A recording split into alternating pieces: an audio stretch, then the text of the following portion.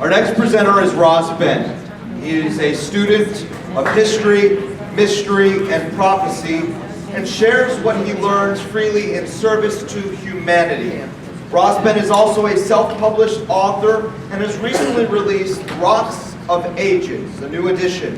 Rocks of Ages is a culturally centered survey of therapeutic use of crystals and sacred stones, and explores the importance of utilizing them in these prophetic times. Ross Ben gave one of the most groundbreaking lectures at the last Free Your Mind conference, Free Your Mound conference. And we got so many people out there contacting us about it, and I'm sure he did as well. And I can only imagine what Ross is going to bring to the table. Ladies and gentlemen, Ross Ben.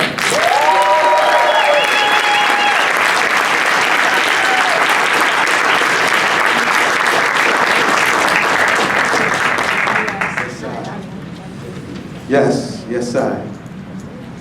Blessed love to everyone. I want to open by giving love, thanks, honor, and respect to that omniversal awareness. It's known by many names, many people. We had to give thanks for that life, health, and strength, knowledge, wise mind, and understanding, our faith, love, and charity, and our food, clothing, and shelter. We want to honor the ancestors that are with us, the remembered and the forgotten, the mothers of the mothers, the fathers of the fathers, elders who are with us. We give thanks for your presence. We give thanks for your example of how to live and the resource of wisdom that you share. And with your permission, we will begin. Give thanks.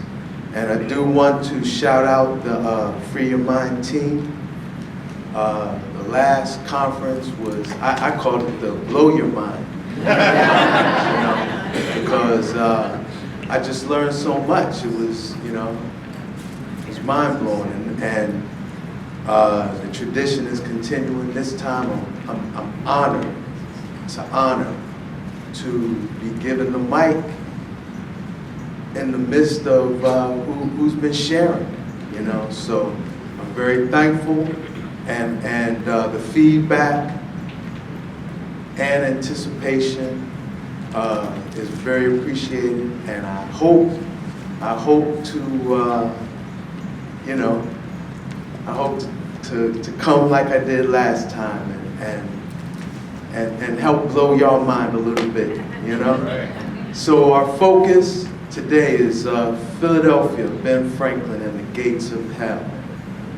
And I actually came across this information kind of indirect way. Came across it doing some research on the star nations and crop circles, particularly this crop circle right here, which many consider to be the second most important crop circle ever. Because those who study crop circles, like 99.9% of crop circles, are expressions of sacred geometry and divine mathematics, right? But sometimes the star nations will drop a crop circle that has symbolism really human, like sacred geometry, that's omniversal. Divine mathematics, that's omniversal, But sometimes they'll drop a crop circle. The symbol, like when you decode it, the symbols, they're very relative to our experience. And this was one of them, all right? Because what you have here is a reptoid being projected in lines of resolution, right? And then you have a CD-ROM, a CD that has a binary code etched into it, all right? And so this reptoid being with the lines of resolution, that's really speaking to a cult classic film. They Live, you know, John Carpenter, where he shared with us that there's some humanoid, some other type of oid entities, right, that are controlling how people think through television, right? But it's this, it was the message on the disc that really set off this research about what I'm going to talk about today.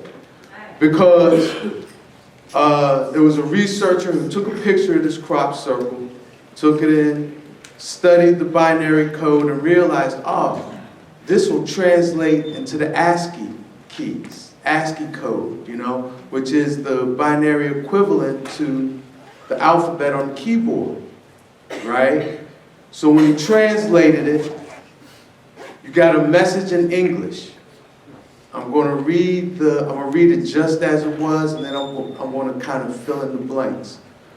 But the message read, "Beware the bearers of false gifts and their broken promises. Much pain, but still time. Believe there is good out there. We oppose deception, conduit closing."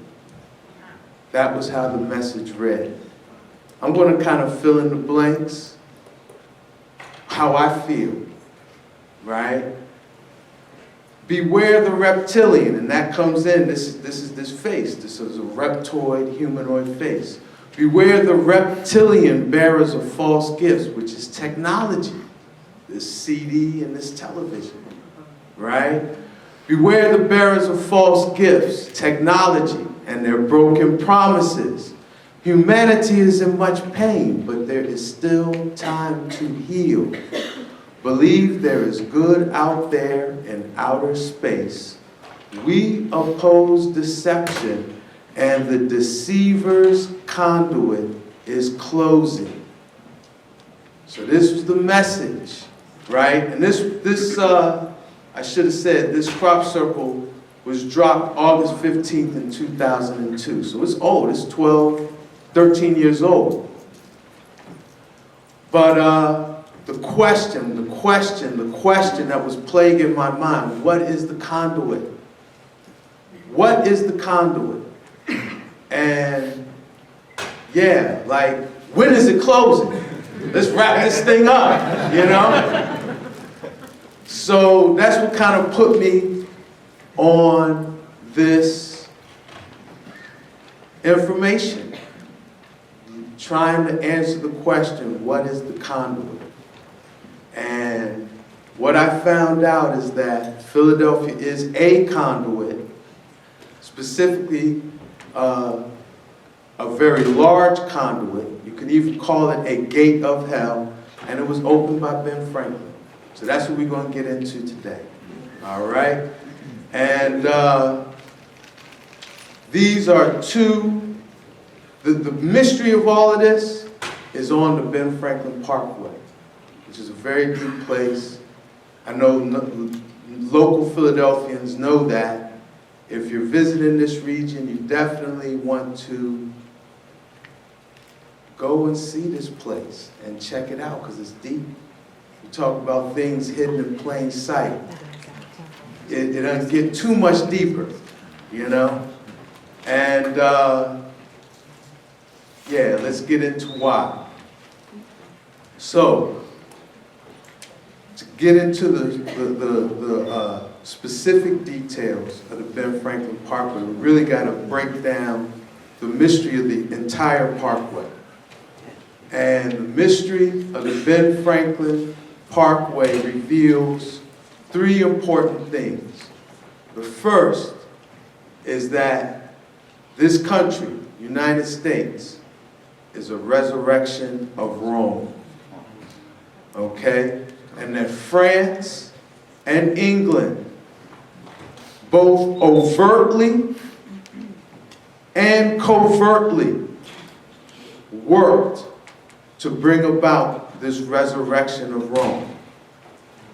And when France and England had to work covertly, Ben Franklin was the point man, the mastermind, the go-to man that orchestrated those covert works.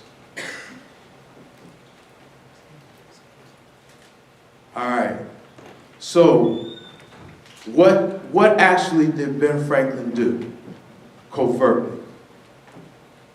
You could call him the French connection in the 7-Year War, also known as the French and Indian War. It occurred between 1754 and 1763, and it was basically the mastermind divide and conquer strategy that opened up this continent to Rome. Okay?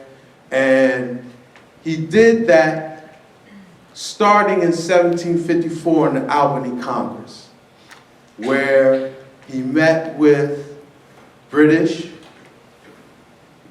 and the Haudenosaunee, or Iroquois nation. And at this time, the Iroquois nation, the Iroquois is like a misnomer. It's a French derogatory term of the Haudenosaunee.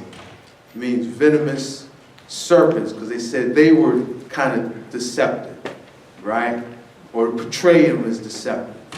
So the Haudenosaunee were in battle with the French. The French were coming down through Canada, engaging the Haudenosaunee in battle. Meanwhile, the Lenape here in these regions were in battle against the English. The Lenape were who were historically enemies with the Haudenosaunee. But they approached them and said, look, help us. We were enemies in the past, but we got a common enemy. Help us expel the British.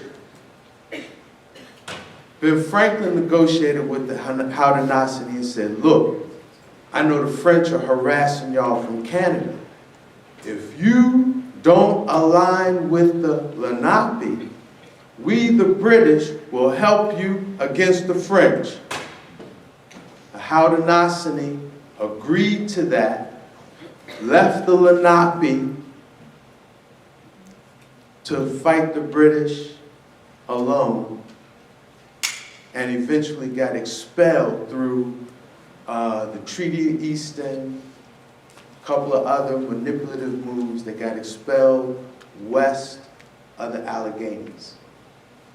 But then, in 1763, Franklin betrayed the Haudenosaunee by signing the Treaty of Paris, which more or less France agreed to give England all of quote-unquote New France. And that included Haudenosaunee territory.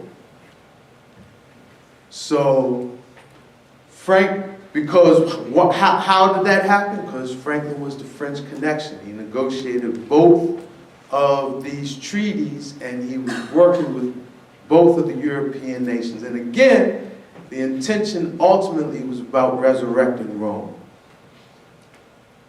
Y'all with me? Oh, yeah. All right. So, how is this French connection memorialized on the Ben Franklin Parkway? Well, the parkway itself is modeled after the excuse my French, as they say, the Champs-Élysées of Paris, okay? This is Logan Circle. Anyone who knows the original layout of Philadelphia, Philadelphia had 4 squares: Rittenhouse Square, Washington Square, Franklin Square, but this was supposed to be the 4th circle, Logan Square, but they made it a circle to model it after the Champs-Élysées, saying like, yeah, Ben Franklin Parkway, Ben Franklin is the French connection. French connection is memorialized also. This is like some of the deeper mysteries of the Parkway. Franklin, the secrets, he was in a French secret society, a French order. It was called the Order of the Nine Sisters. Okay? Got in it in 1776. This was the French order that Franklin worked through to get support for the quote-unquote War of Independence. Okay? And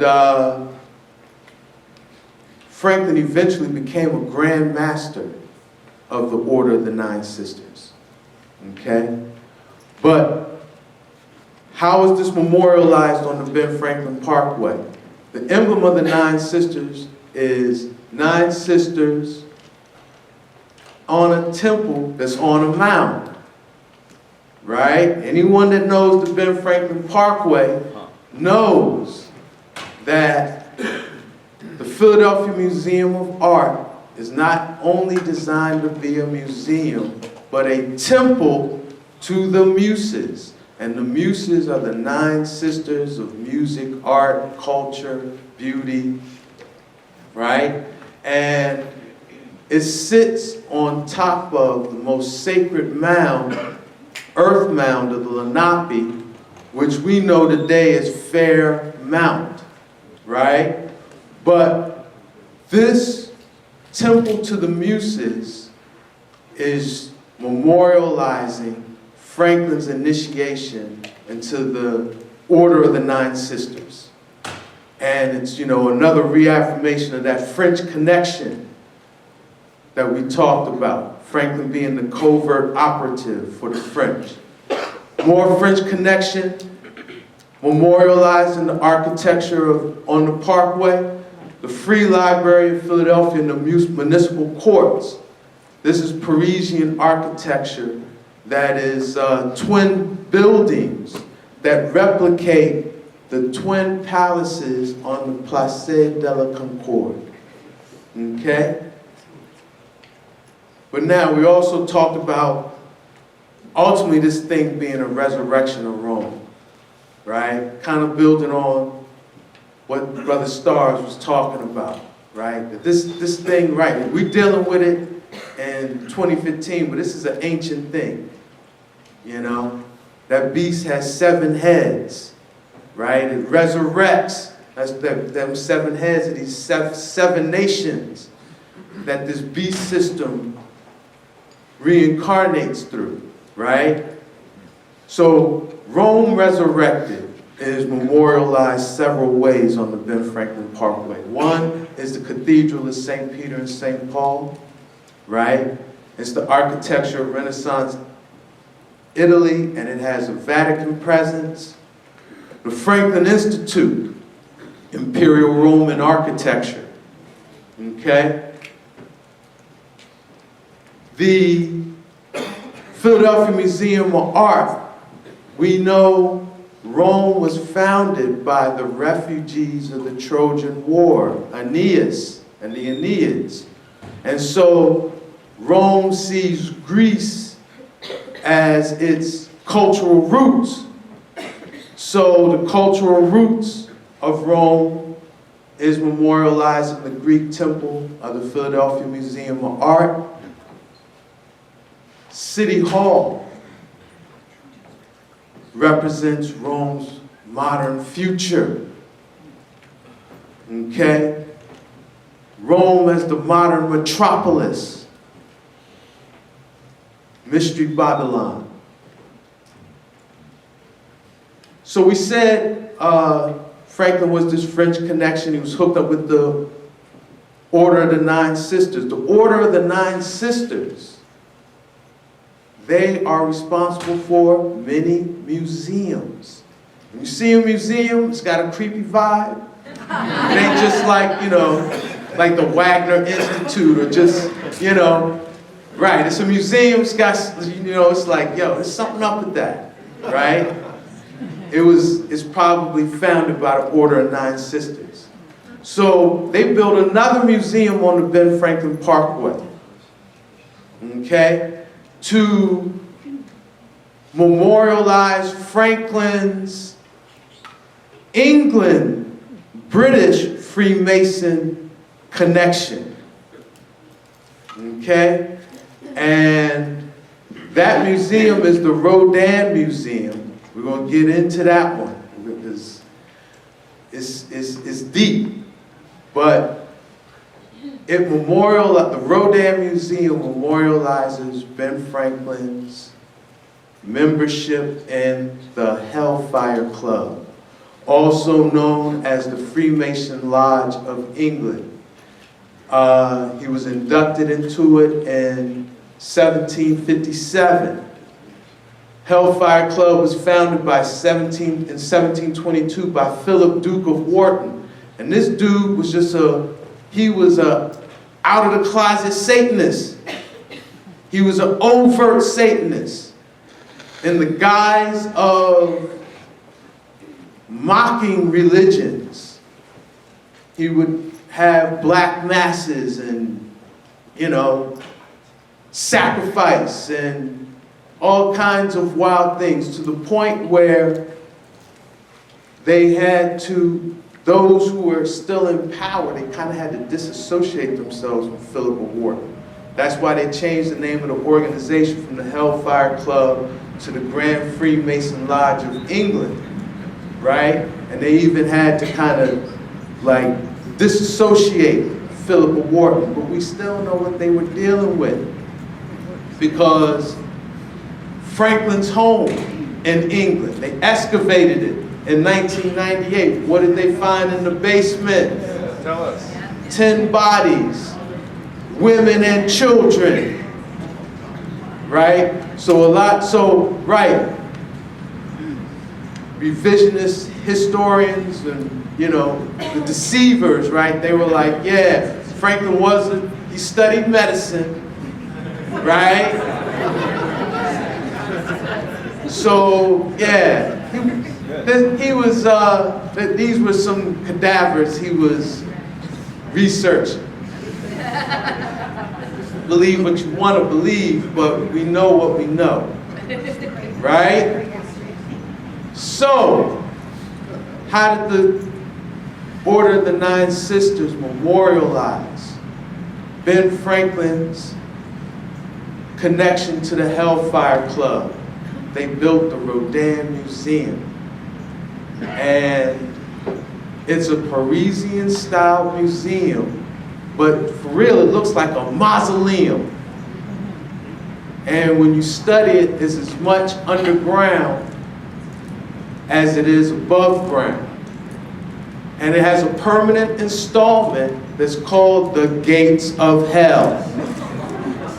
Can't make this up. You can't make this up, all right? And the Gates of Hell it's a series, it's a permanent installment, it's not one thing. Rodin is a sculpture, Gates of Hell is a sculpture, but it's got several sculptures that are a part of this theme of the Gates of Hell. And the thinker, this is the most iconographic sculpture there is. If you just say, visualize the sculpture in your mind right now, most people are going to come up with the thinker. How many people knew that this sat on the Ben Franklin Parkway and was part of an installation called the Gates of Hell? Who knew that? Okay, it's right there this sits on the parkway. It's not even in the Rodin Museum. Okay? And this is actually the Gate of Hell. And what I want you to notice is that the thinker, right? Here the thinker sits on the parkway, but then there's a miniature thinker on the Gate of Hell also. So what does that say? That the Gates of Hell is a projection. It's a mental projection of this thinker. We all know the science of posture too. Let's analyze this a little bit, because we know the science of posture, right? That if we want to be connected, right? Our spine has to be straight, shoulders squared, nothing crossed. Am I right? Look at this dude. Look how he's sitting. He's contorted. His posture's horrible. So what is he conjuring? What is he thinking? We're going to find out. But we do want to see that this gate of hell is a projection of the thinker, right? And this is so right. It's the gates of hell. The gate of hell is a depiction of the torments of the hells that are experienced by souls in Dante's Divine Comedy. And it's the second hell specifically. And so this is some close-ups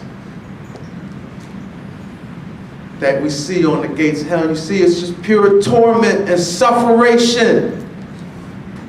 Right? Torment and sufferation. People eating people. People like entangled in conflict and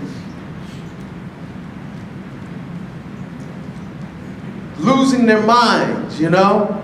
It's just torment, it's hell. So how do we get there? That's what the other art in the installation shows us. Rome antics. Antics of Rome. Politics. Conspiracy. You know? We know the politics. We know how they do, right? In those Roman, like the Capitol, which is Roman architecture, and all the antics that goes on. It's not new. It's an ancient thing. How else do we get there? Mutual consecration. You see their hands, 3 men, their hands are all in the same cookie jar. Mutual consecration. Taking oaths. And there's shame and guilt associated with these oaths. Their heads are down and to the side. Shame and guilt. So how they have those rituals. You want to join the club, you got to do something shameful. Something nasty. Right? This is how you get into this gate of hell. Guilt and shame. Guilt and shame, imbalance. And of course, misplaced sexual desire. So these are the themes that you see in the other work by Rodin that is a part of this installation, The Gate of Hell. So then the question is why? Why put a gate of hell with the thinker on the Ben Franklin Parkway? What does this have? We know Ben Franklin was in the Hellfire Club, but it's got to be deeper significance, right? And the reason is that Ben Franklin is the thinker who raised hell for the Hellfire Club of England. And he did so by birthing the United States at 2:13 a.m. July 4th, 1776, giving the United States a 7.5 degree Gemini rising. Okay? And so we got to get into a little astrology here. All right? And talk about the birth. The birthday of the U.S. is kind of given, July 4th, 1776. But there's an eternal debate. It's not going to stop here. There's an eternal debate about what time was the U.S. born, and thus what is the real chart of the United States, right? So a lot of people go with the Scorpio rising chart, which they get from when you look on the back of the $100 bill. And you see there's an artistic depiction of the signing of the Declaration of Independence. If you look at the clock at Independence Hall, on that depiction it's at 2:21 p.m. So if you cast a chart for that time, you get a Scorpio rising, 8 degrees Scorpio, right? That kind of fits because the eagle is the emblem of the U.S. Eagle is associated with Scorpio. And we said there's a resurrection of Rome. Scorpio deals with resurrection, right? So, okay, we can be both and. It don't have to be either or. We can see some relevance in that. There's also the Hancock chart, based on John Hancock's account of the signing of the Declaration of Independence and his role as as someone working for the Philadelphia Historical Society. And based on his account, some people give the U.S. a 510 birth time, which gives the United States a 12 degree Sagittarius rising. I think that's the projection. That's what, you know, the whole idea that this is the United States is the moral authority for the world, right? How William Penn said Pennsylvania, his colony was going to be an example for the nation. Example for the world, example of the nations. That's what the United States want to see itself as, right? But I, along with a lot of other astrologers, feel the chart that best fits the United States, when you look at it natally, transit, and progressed, meaning, okay, United States enters World War I. Which chart is getting activated? United States, the Civil War. Which chart, which chart is this reflected and activated the most? It's what they call the Franklin chart. And that chart is cast for 2:13 in the morning.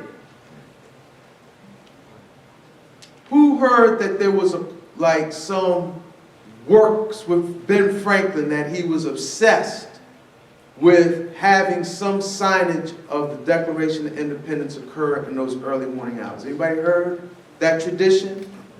Okay, we got a couple. So yeah, research this. It's called the Franklin chart, 2:13 a.m. Let's look at this chart real quick. Just enough to see, like, wow, this thing really does fit. We can start with the three beneficents. There's three beneficents in astrology. Sun, Jupiter, Venus. All three are in the second house, house of abundance. This is the most abundant nation, I don't know if I say ever, but that we know of. Richest nation in the world. You got Uranus in the first house, conjuncting the ascendant. Most modern Uranus is the bringer of technology, false gifts. We're going to get into that. But how most modern inventions, most modern technologies, industrial revolution, this country was the jump off. The United States is born with Mercury retrograde. Okay? In Cancer, in the third house. So this is this perception, like, you know, if we want to be honest with ourselves, how this nation perceives itself on the world stage is kind of, it's off. you know? Champions of freedom, but we deal with a lot of bondage. And this, you know, our Defense Department conducts a lot of war, you know? That's that, because it's Mercury retrograde. We don't see ourselves how we really are. We say respect means to look again. Yeah, we don't look again. Okay? Got Neptune and Virgo in the 5th house. This whole industrial, agriculture, pesticide, GMO, here it is. Also Hollywood. Okay? All of this is in this Franklin chart. Saturn, Libra, 5th house, the destroyer of the nuclear family. And right, the synchronicities and how the different presentations, the information coincides, like it's, yeah, because I heard all these themes from a lot of different presenters, right? Pluto in Cap in 9th house. United States is having its Pluto return. All right? But yeah, this international domination. Moon high in the chart in Aquarius. We love our freedom. We have Aquarian ideals, right? Oh, and I left out one. Mars in 1st house and Gemini. Yeah, we constantly at war. Constantly in search of enemies.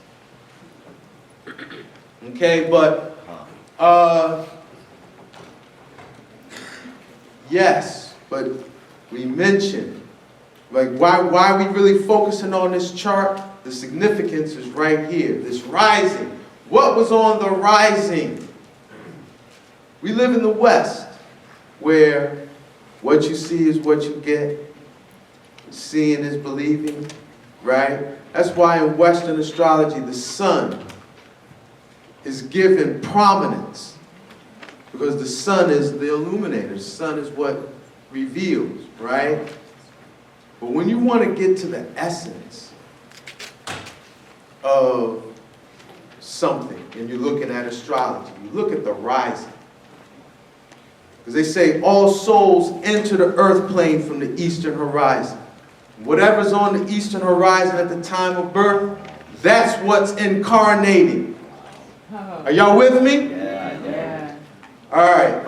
So 7.5 degrees Gemini was on the rising at the birth of the United States because of Ben Franklin. I should have backed up too, because, right. So what happened was, I'm discerning, is that Franklin got Thomas Jefferson, John Adams, and Charles Thompson, who is the Samuel Adams of Philadelphia, a very important person that we have to research. He designed the seal of the U.S., and he was the Secretary of the Continental Congress, so he's the one who actually wrote the Declaration, okay? These four got together and did some signage at 2:13 a.m. And that's what sealed the 7.5 degree Gemini rising. So now, you know, like, if we needed to calculate that today, we could do it in a computer pushing a button. If we had to do it 100 years ago, we could look up an ephemeris, right, where they had calculated and plotted the times of what's on the horizon, right? Ben Franklin didn't have any of those. He probably used a telescope that was given to him by the order of the first Rosicrucians to come to this country, known historically as the Hermits of the Ridge. They lived in caves in the Wissahickon, Fairmount Park, right? Which is a very significant land. And I'll tell you why it's significant, because it's a Pangaean microcontinent. It's a piece of Pangaea that never submerged through continental tectonic plate movement, okay? And they lived in caves in this, in the Wissahickon Valley. They were a celibate order that wasn't accustomed to the environment, so they died off, right? But one of the last of the hermits, a man named Christopher Witt, he's known historically because he painted the first oil portrait in the United States. And it was the first oil portrait was of the founder of the Hermits of the Ridge, Johann Kelp, also known as Johannes Kelpius. But when Christopher Witt, the rest of the order had died off, Christopher Witt was the last man standing. And one of the last things he did was give all their scientific instrumentation to Ben Franklin. And more than likely, Ben Franklin used their telescope to get an eye visual of when this gates of hell would be coming on the eastern horizon. And the star that he was looking for, and that's what, like, the synchronicities is mind-blowing. The star that he was looking for is Aldebaran. Wow. And isn't that the star the brother mentioned yesterday? As where these invading entities is coming from, right? Bang, check this. So, Aldebaran is Arabic for the eye of the bull. So when we say, bam, he hit the bullseye. Wow. Franklin hit the bullseye in founding this nation and opened up the gates of hell. He waited until Aldebaran was on the rising. And remember, all souls come to the earth plane from where? The eastern horizon. Y'all with me? All right. So why is 7.5 degrees Gemini the gate of hell? And it has to do with what you would call our galactic orientation. All right? Because that's really what the zodiac or the zodiac does. It tells us where are we oriented in our galaxy. We know we live in an omniverse, right? That's full of stars, but stars aren't just randomly distributed. They're in communities called galaxies, right? And galaxies tend to have a core or a center and a periphery, right? So we are, galactically speaking, we are closer to outer darkness. We are closer to the periphery of our galaxy than we are to the center. Okay, we're about 26,000 light years from the center of our galaxy. If I wanted to look to the center of our galaxy, I want to look into the constellation Sagittarius. Okay? So, our galactic center, because we're so far away, we perceive it as a point of light.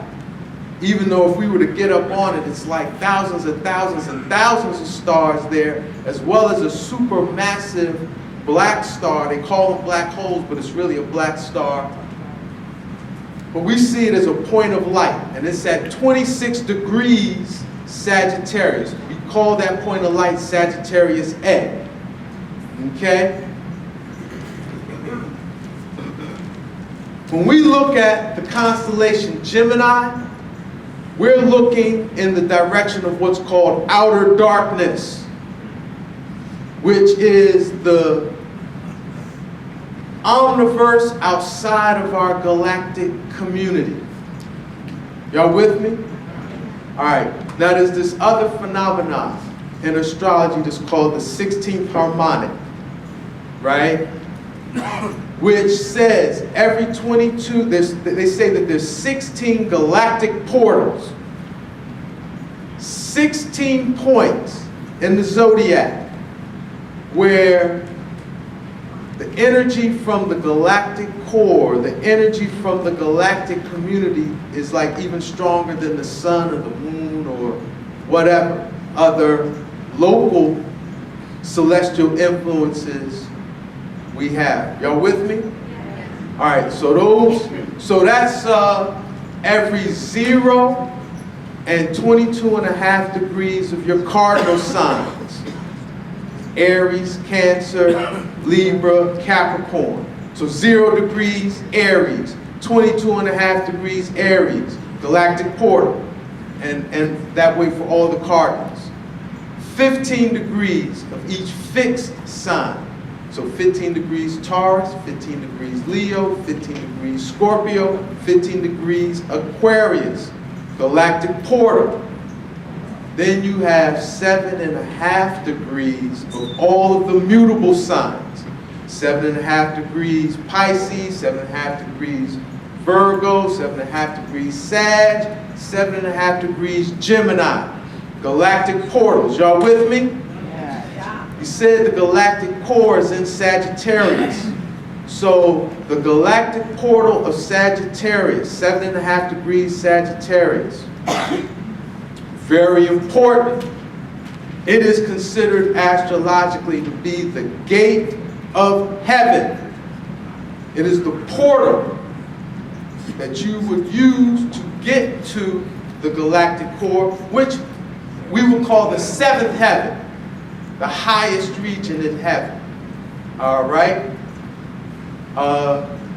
So now, if I'm at the gate of heaven, 7.5 degrees Sag, and I make a 180-degree turn, I'm at 7.5 degrees Gemini, and that's really the portal to outer darkness. It's the portal to the omniverse outside of our galactic community. Are y'all with me? Yeah. And that is why 7.5 degrees Gemini is the gate of hell. Okay, the gate of outer darkness. But now, there was something else happening in the chart that Franklin tapped. So not only did he open up the gate of hell, but the planet Uranus was right on the ascendant when he was tapping it. And I mentioned this, Uranus astrologically rules all things modern, all things electronic, all things technological. Okay? And so, how this nation is really associated, like you think about the pace of life before the United States. How long it took to travel, how long it took to communicate. You think about where we are now. You see the impact of the United States being born with Uranus at the gates of hell and being given these false gifts, which is technology. Okay? And I'm going to say, like, we're not going to focus on all technologies, but the significant technologies that were discovered in Philadelphia, we could say were false gifts. Because to us it was like, oh, you helping us, you know, have light in the house, and you helping us be able to, I could go on Facebook and, you know, right? But these technologies were given by entities so that we would blow open the gates of hell for them. Y'all with me? Yeah. All right. before I get all into that, I want to say that Franklin tapping this is memorialized on the Ben Franklin Parkway by the Franklin Institute of Science and Invention. Okay?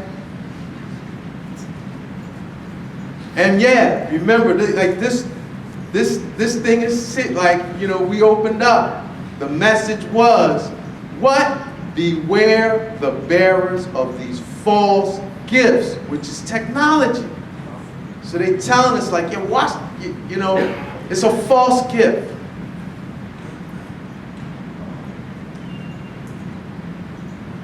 And the three things we're going to look at is electricity, computer, time travel.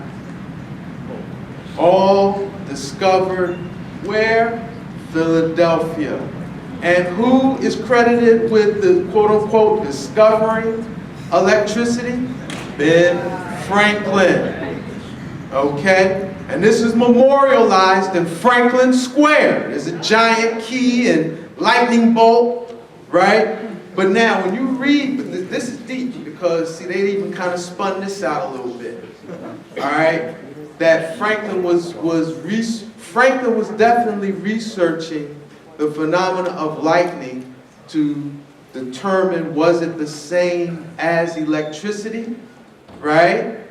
But it wasn't with a key and kite how they're playing it.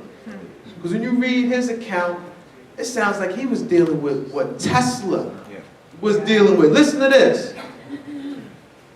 The Philadelphia experiment for drawing the electric fire from clouds by means of pointed rods of iron erected on high buildings.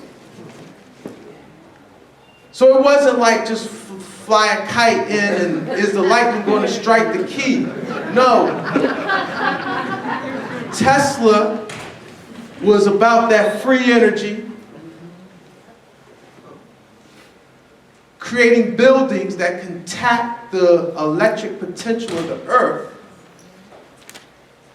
and just have a free source of electricity. It sounds like what Franklin was dealing with. Okay? So, right, that's over 200 years ago. How long has this free energy technologies been suppressed?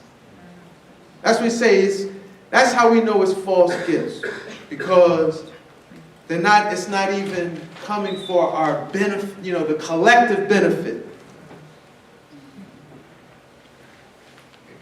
It is said, you know, the computer was quote unquote discovered at the University of Pennsylvania, right in Philadelphia, right in West Philly. It's said that Jean von Neumann, and I get this information from Peter Moon, Montauk series. Okay? John von Neumann created ENIAC. Again, not so we could go on Facebook, right? And eBay and all of that. He created it because they had to do some serious mathematics to calibrate the generators to be used on the USS Eldridge for the Philadelphia experiment. So the computer is an outcrop, a byproduct of the Philadelphia experiment. How many people knew that? And then we have to talk about the quote-unquote the Philadelphia experiment, okay? Where they had Tesla coils, generators that were calibrated by John von Neumann using ENIAC at the University of Pennsylvania, and they did all this to test Einstein's theory of relativity. Okay? And the thing was, it was a catastrophic success. It was a catastrophic success. Because, yes, now, they say they were attempting to achieve radar invisibility. Germans were blowing up all of the ships going across the Atlantic. And they needed a technology that would make the ships radar invisible. But when they fired up the generators and the coils, the ship also, it went invisible because it dropped out of this timeline. They blew open a hole in the space-time continuum. And when it did eventually rematerialize, because everything had energized, when it rematerialized, the crew members and the ships and a lot of places had fused together. A lot of the people who were on the ship, if they didn't get fused, they lost their mind. Because they were disconnected from their natal timeline. So when they came, just because they were brought back to this timeline, their orientation to 3D linear space-time was completely distorted, you know?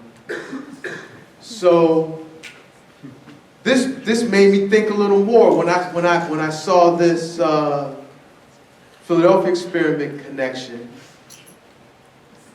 I started thinking, is this why Pennsylvania is called the Keystone State? Okay? Because Keystone, Philadelphia and Stonehenge share a ley line. Okay? And why that's relevant is because, according to Peter Moon and the Montauk series, right? What was happening in Stonehenge at the exact same time of the Philadelphia experiment? Aleister Crowley was up there doing his most dramatic sex massacre ritual ever. Okay? So, thinking about this gate of hell, right? You think of a gate or a door. It's got two moving parts, a hinge and a key. Am I right? So Stonehenge, Keystone, gates of hell, may be a connection. All right? But now, even with Montauk, because we know John von Neumann didn't stop in 1943, that he continued his research, Montauk, New York, and in 1983 they did the same thing. Opened up a big hole in space-time. So you got a 40-year time span. And this is mystic, okay? Where the Philadelphia experiment occurred was right below the beginning of the 40th parallel. And Montauk is right above the 40th parallel. So I think that there is a hole in the fabric of space-time that spans spatially, it spans the 40th parallel from Philadelphia up through Montauk. Chronistically, it's a 40-year hole. And that is the big, when you say conduit, remember, how do we get in? What is the conduit? That's the conduit. And what does this conduit allow the deceivers to do? It allows them to play with our time. So they can go to the future, see what it's supposed to be, and go back in the past and attempt to manipulate it. Okay? Fourth dimensional manipulation. That's the deeper levels of the conduit, the gates of hell. So again, They gave us these false gifts. The three significant ones discovered right here in Philadelphia: electricity, computer, time travel. Blew open these holes in the space-time, in the fabric of space-time. And this is the conduit. Y'all with me? Yeah. All right. So now, this is a deep, right? Because when we say, all right, gates of hell, well, what is hell? Where is hell? We've heard some discussion on this. So I'm going to share what I've come across to add to this. Yes. All right. Like, what is hell? Where is hell?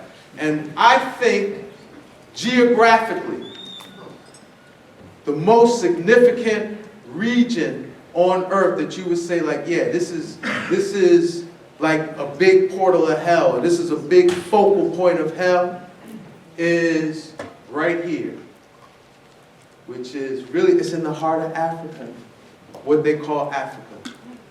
Okay? At the original 00 reference point on the globe. All right? So we know our current 00 reference point is defined by the Greenwich Meridian. Right? And so if you follow Greenwich Meridian down to the equator, the original 00 is somewhere in the Atlantic. Excuse me, the current 00 is somewhere in the Atlantic. All right? But the Greenwich Meridian was not the original prime meridian. The original prime meridian is the degree of latitude that goes through the Giza complex. So if you take that original degree of latitude down to the equator, you get the original 00 reference point on the map. Okay? And it's in a place that today is called Ruwenzori, Mount Ruwenzori. It's on the border of Uganda and Democratic Republic of Congo, one of the most unhospitable places on planet Earth. Okay? And specifically within the Ruwenzori Mountains, also known as the Mountains of the Moon, the specific point is a place called Mount Hoya. Okay? I heard Brother Stars talking earlier, and because it was like, how do you source this in ancient scripture without sounding religious? It's not easy. You know, it's not easy, right? But I like the Ethiopian Book of Enoch. All right? We know, all right, and just real quick, why? If I'm telling a lie, I'm going to tell the biggest lie ever told, right? What do I have to use? I got to use the biggest truth. If I want to tell the biggest lie ever told, I got to use the biggest truth and distort it and twist it. So, I hope I'm not stepping on no toes, but if the Bible is the biggest lie, the Book of Enoch is the biggest truth. Yeah. Okay? Yeah. So, and the Book of Enoch is geographical, scientific, astrological, astronomical, as much as it is theological. Okay? And in Enoch, they refer to this area as the cornerstone of the earth and a mountain whose point reaches the summit of heaven. I already mentioned why it's called the cornerstone of the earth, because it was the original 00 reference point. Okay? As far as the mountain whose peak reaches the summit of the earth, we know the Himalayas are the tallest, is the highest points above sea level. Right? But when you account for the bulge, the equatorial bulge of the earth, the Ruwenzori Mountains are the highest point of the planet in relation to the heavens. So the summit of Ruwenzori touches the peak of the ionosphere. Y'all with me? Yeah. All right. So now, this place is actually the most powerful vortex on planet Earth. Meaning the magnetic fields of the Earth is most charged, most energized right here at this Ruwenzori Mountains. It's the closest point to the ionosphere. It's the first part of the Earth that sun rays touch. Okay? And it's an important radio point for the magnetic fields of the Earth. You know, the poles are the polar points for the magnetic fields. This is the radio points. Okay? So in Enoch, he was taken to a mountain, the point of whose summit reached the heaven. And there he saw those who were like flaming fire, and when they wished, they appeared like men. Yes.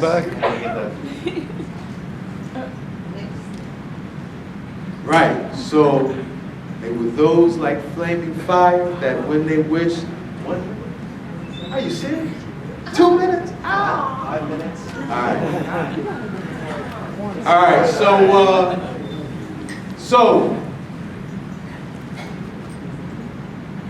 Building on Brother Stars, there was a battle in the heavens, right?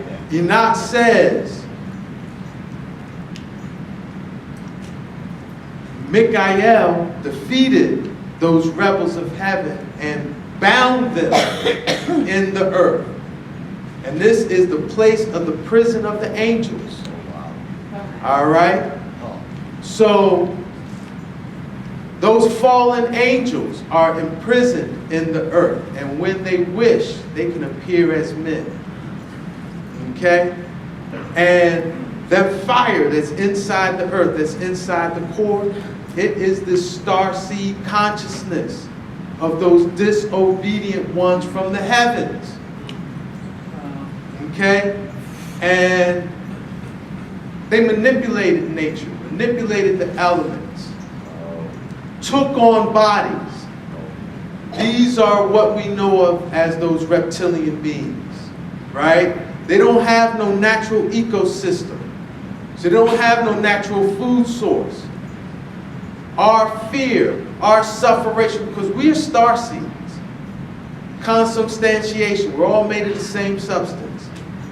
So the same soul fire in us is the same solar energy, right?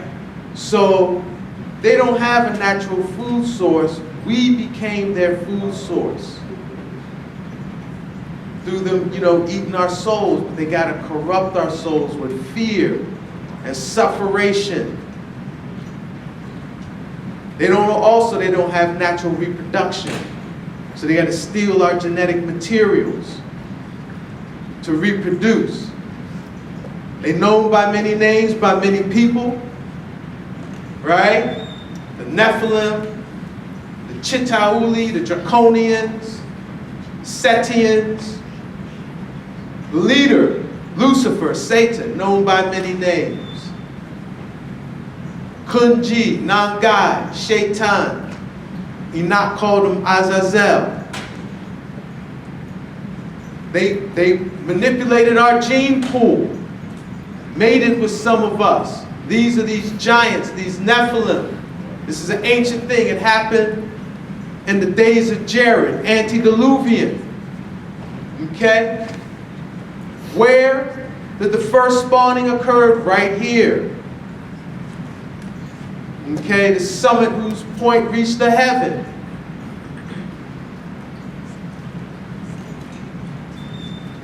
Now, all right, so we said Mount Hoy was the most powerful vortex on the planet.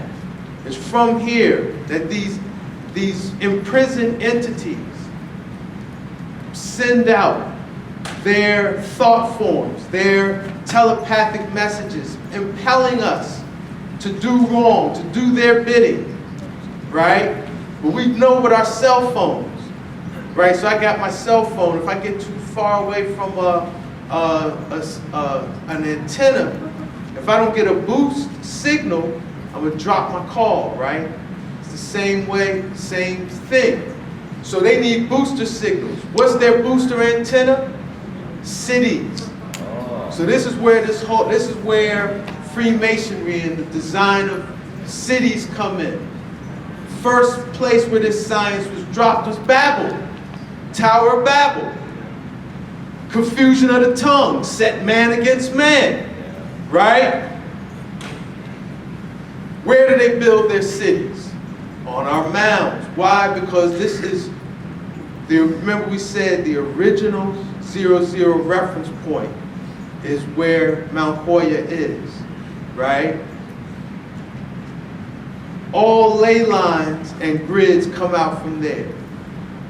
So if I want to find a ley line, I don't need to chart all the way to Mount Ruwenzori. All I got to do is find where did the indigenous mark the ley lines. And we mark them with mounds. So this is where Babylon builds their cities. Okay? And it's all about occupying the global mound matrix. All right? This thing goes back to Rome. If we remember the story of Rome, Romulus wanted to build the city around the Palatine Hill. His brother Remus wanted to build it around the Capitoline Hill. Right? They fought, Romulus won, and the Palatine Hill was chosen. That's telling you it's all about occupying the mounds. Now, Rome is called, the poetic name of Rome is Cincinnati. The poetic name for the city of Rome is Cincinnati, the city of 7 hills. Wow. And how Rome got that name was because the Sabines were the original inhabitants of what is now the area of Rome. And they had several mounds throughout the whole area. And what Romulus did was level all but 7. The mounds that were leveled, they used to fill in the rivers and the creeks and the streams of that area to make it an urban landscape. And they left 7 hills. All right? Same thing happened in Philadelphia. In 1854, organized through the Philadelphia Waterworks. Because originally it was just Penn's Philadelphia, which is like Center City. And it was 9 boroughs. They all became one in 1854. And when that happened, the Philadelphia Waterworks filled in the Aramingo, the Wingahaken, the Nonganesi creeks and streams. And they did it by knocking down all of the mounds that were throughout the city, leaving 7. And the 7 that they left, they built water works upon. Okay?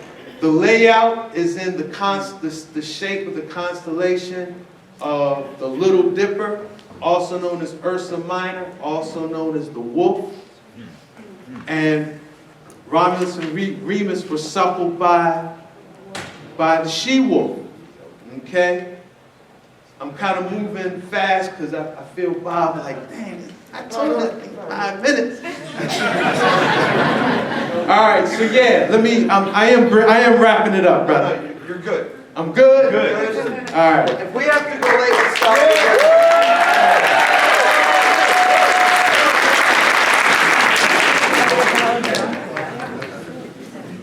All right, so Society of Cincinnati. We said this thing about, remember we said ultimately this was all about resurrecting Rome, right? So now we're coming back to the Ben Franklin Parkway, which is this statue right here. I'm sorry the resolution isn't that great. Go see it live. This is, I don't know if y'all are familiar with Steve Copley, who was someone who was about dropping the tapes and naming the names. So in the early 90s, I had the opportunity of inviting Steve Cokie to come and speak in Philadelphia. And when it was over, we were like, you know, anything we could do for you before you leave, right? He was a very paranoid dude, right? He wouldn't take water from us, wouldn't shake our hands, you know. He's like, there's only one thing I want you to do. I want you to take me to the Ben Franklin equestrian statue at Eakins Oval. Wow. I was like, okay. So we took him there, and we got there, and we just looked like nobody could decipher nothing. I was new to the city myself, right? Couldn't decipher nothing. And it took me a long time to figure out why he said that. Okay? But I think I got some clues to it now. All right? And one of them is these biggest clues is what's the only thing inscribed on it. This statue, the George Washington Equestrian statue, was erected by the State Society of the Cincinnati of Pennsylvania. Wow. And the Society of the Cincinnati, what is that? Well, but before we even get into that, now this statue is deep on many levels, but the deepest mystery that it reveals is the conspiracy to assassinate the Queen Goddess Winona, the wife of Chief Tammany. We know Chief Tammany is who signed Penn Treaty. Chief Tammany is the patron saint of the United States. I don't know if y'all knew that. Chief Tammany, the man who signed Penn Treaty, is considered the patron saint of the United States. And it's because he, remember we talked about Fair Mount, the most sacred mound of Lenape. The tradition is, they say that this mound, this land, Penn's Philadelphia, is so sacred. Whatever is done on that land is done with the full participation of the earth. So when Chief Tammany signed, quote unquote, signed Penn Treaty, he did so with the full participation of the earth. And it earned the United States providence, because even God and nature had to honor the agreement. But Lenape society was matriarchal. It was the grandmothers. Any land being exchanged, grandmothers had to sign off on that thing. And to set up Penn Treaty, they had to assassinate the Queen Goddess Winona, leader of the grandmother clan. And that is what the equestrian statue of George Washington memorializes. Okay? So here you have here's the Queen Goddess. Okay? When you go and see it yourself, you'll know she's Lenape, because when you look at her clothing, it's indigenous pattern. Okay? She's depicted as Greco-Roman goddess because she was a goddess. Chief Tammany's name meant easy to talk to. And when they asked, Chief, why are you so easy to talk to? He said, I had intercourse with a divine being. So she was a goddess. All right? But so they depict her as Greco-Roman in her face. You know she's indigenous when you look at her clothing. Here's a colonist approaching her. He's tipping his hat, but he's got a cloak dagger in one hand. Here's another vision. Cloak dagger. Here's the Queen Goddess. The other Lenape there standing down. They're not on post. And where's Ben Franklin in all of this? Everybody else is looking towards the assassination. Ben Franklin's like this, looking away. Again, he was the covert operative. Okay? But now, this Society of Cincinnati of Pennsylvania, most people think, because this nation is quote-unquote a democracy, that there's nothing inherited. There's nothing that you get because of your ancestry associated with this country. Wrong. Because the Society of Cincinnati, this is the open, in-your-face, in public accounting of the bloodlines and who gets what in this country. Okay? And it was found, it's hereditary members, this is their words.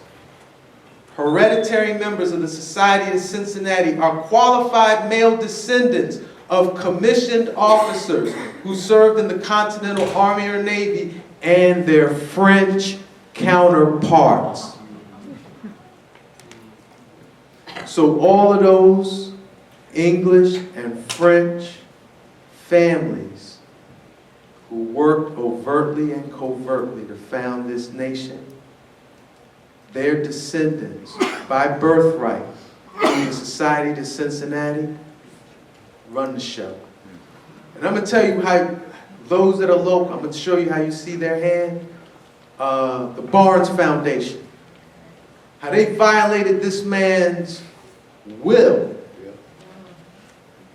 Moved his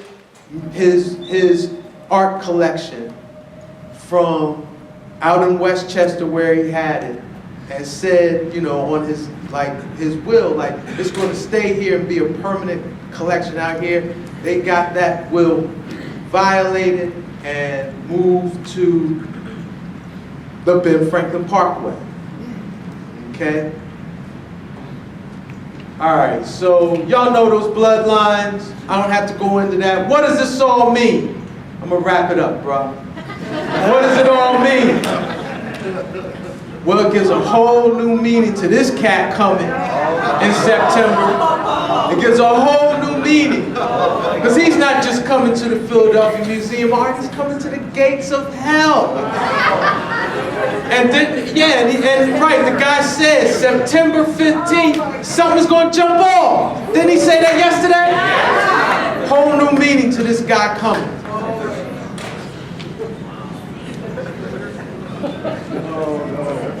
But it does say the conduit is closing. The conduit is closing. Okay? So what does that mean? And they also told us, believe there is good out there. So what I think the false alien invasion, it's really all about these demons masquerading as aliens. The ones attempting to do us harm are not coming from the heavens. They're the ones that are imprisoned in the earth, and they're trying to make a prison break. They're trying to escape their judgment. They're trying to escape their prison, and they're manipulating us. Doing a pretty good job of it on this timeline, right? And those coming from the heavens are really coming to help and save us. And this whole false flag invasion is an attempt to get us to fight those who are coming from the heavens to help us out. Wow. Yeah.